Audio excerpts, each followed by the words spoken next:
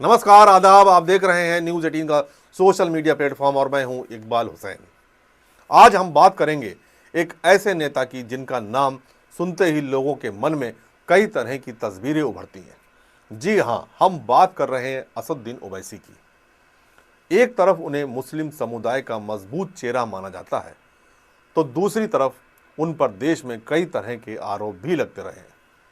लेकिन हाल के दिनों में, खासकर पहलगाम आतंकी हमले के बाद, ओवैसी की एक नई छवि सामने आई है। एक ऐसे नेता की जो देश हित में न सिर्फ देश के अंदर बल्कि विदेशों में भी पाकिस्तान की आतंकी साजिशों को बेनकाब कर रहे हैं। असदुद्दीन ओवैसी ऑल इंडिया मजलिसे इत्तेहादुल मुस्लिमीन यानी AIMIM के प्रमुख और हैदराबाद में से सांसद लंबे समय से भारतीय राजनीति में एक चर्चित नाम रहे हैं।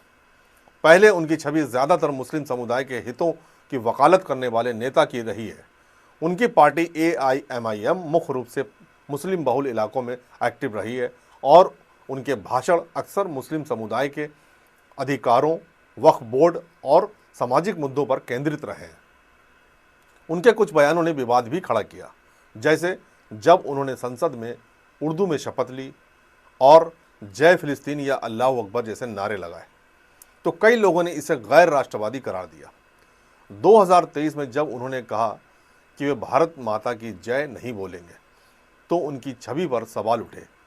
कई लोगों ने उन पर मुस्लिम तुष्टीकरण और विभाजनकारी राजनीति का आरोप लगाया।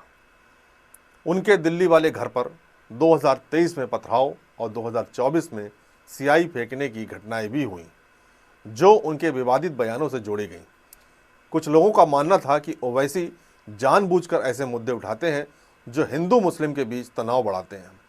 कुल मिलाकर उनकी छवि एक ऐसे नेता की थी जो मुस्लिम समुदाय का चेहरा और जो केंद्र सरकार की नीतियों की आलोचना करने में सबसे आगे रहता है।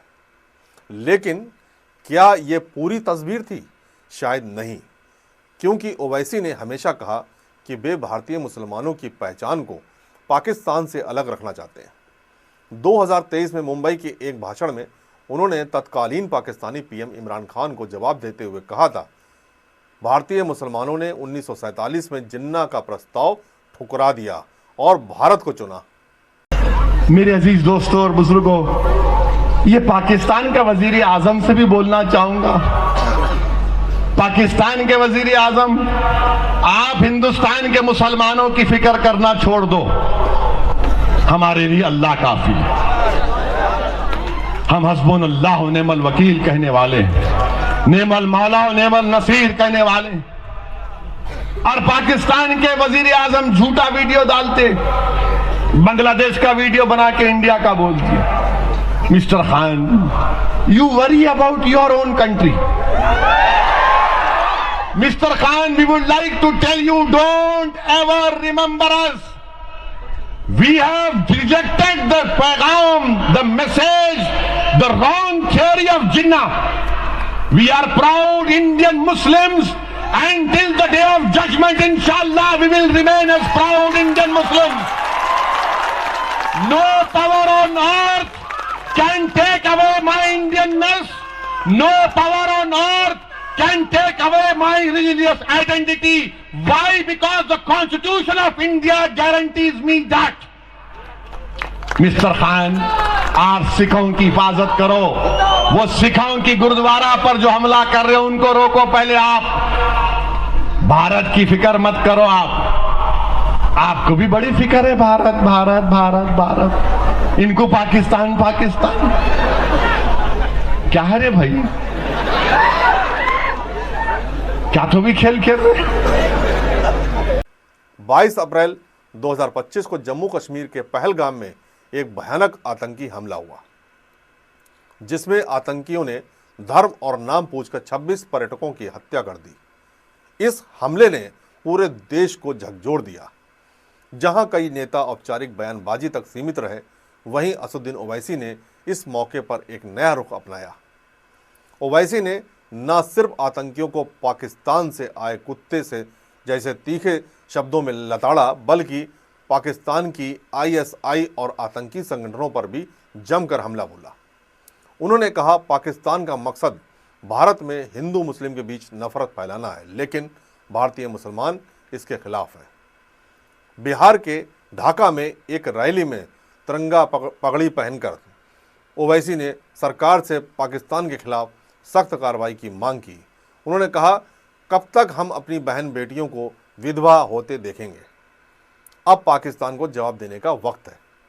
इसके बाद भारत ने ऑपरेशन सिंदूर के तहत 6-7 मई 2025 को पाकिस्तान और पीओके में आतंकी ठिकानों पर एयर स्ट्राइक की, जिसमें सैकड़ों आतंकी मारे गए। ओवैसी ने इस ऑपरेशन का खुलकर समर्थन किया और कहा, पाकिस्तान के आतंकी ढांचे को पूरी तरह नष्ट कर देना चाहिए। जय Hind.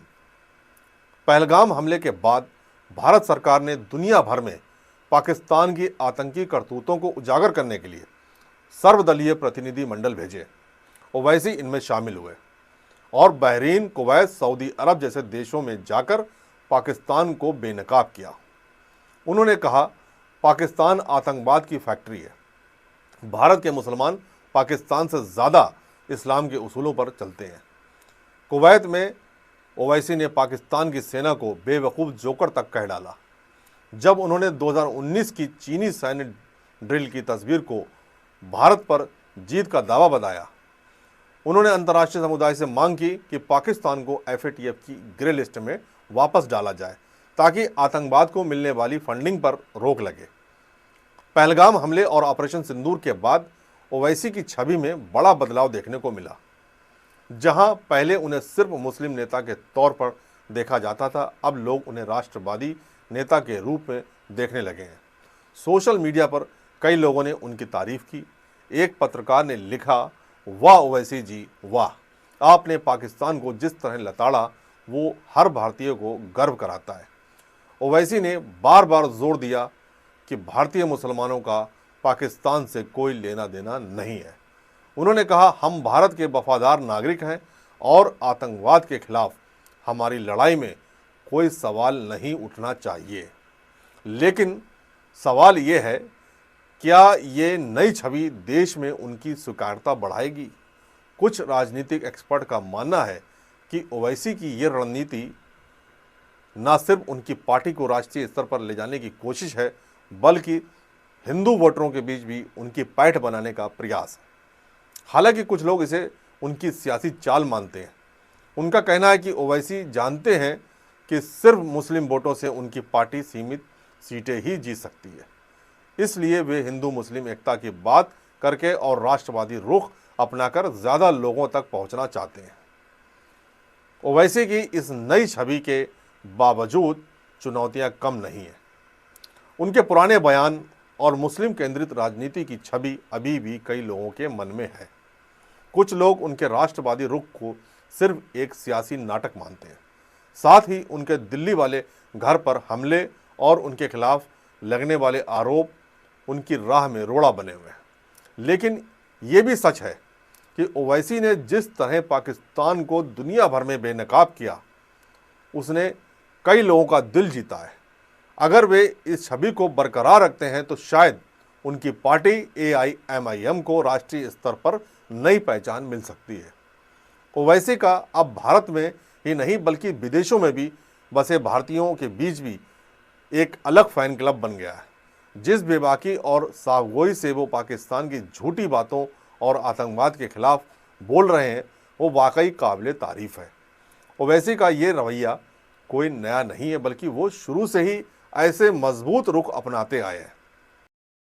Yesterday, the Pakistani army chief had gifted a photo to the Pakistani Prime Minister Shehbaz Sharif.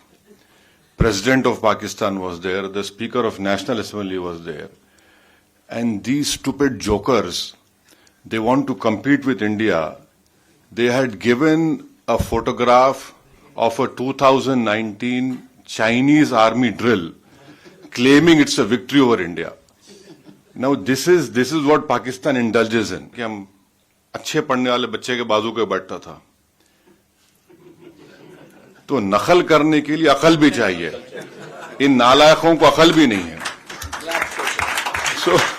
Asaduddin Owaisi की कहानी हमें दिखाती है कि राजनीति में छवि कितनी जल्दी बदल सकती है। पहले एक मुस्लिम नेता के तौर पर जाने जाने वाले ओवैसी आज देशभक्ति और एकता की बात कर रहे हैं। उनकी ये नई छवि कितनी असरदार होगी ये तो वक्त बताएगा, लेकिन इतना तय है कि उन्होंने पाकिस्तान की आतंकी करतूतों को दुनिया के सामने लाने में कोई कसर नहीं छोड़ी।